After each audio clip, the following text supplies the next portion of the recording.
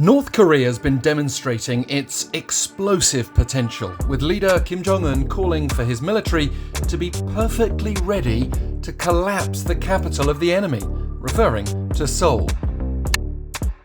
After keeping relatively quiet over the last few weeks, the North's been ramping up military activities just recently, and with US Secretary of State Antony Blinken currently in Seoul for a conference along with dozens of other top officials from democratic nations, this might be one of those moments when Pyongyang feels its words and actions will resonate most.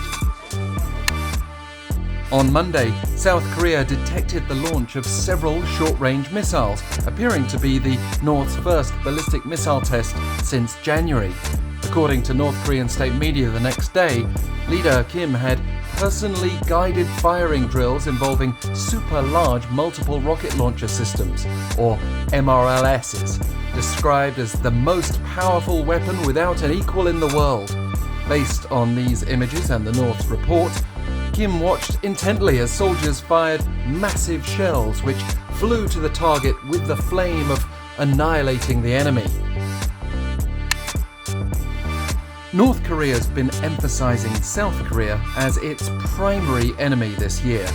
During this latest example of military guidance by Kim, he was quoted as saying, "The destructive, offensive means possessed by our army should more thoroughly fulfill their missions to block and suppress the possibility of war with the constant perfect preparedness to collapse the capital of the enemy and the structure of its military forces."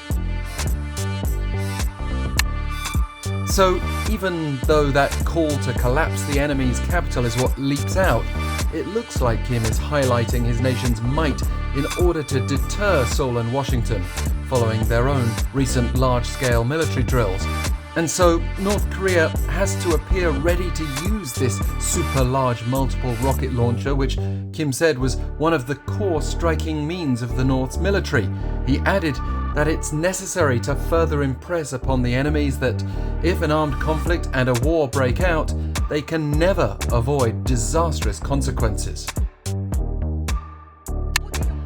South Korea would be most at risk due to the short-range aspect of these MRLSs. Experts think this super-large multiple rocket launcher is the KN-25 system that North Korea paraded in the past and claimed to be capable of delivering tactical nuclear weapons.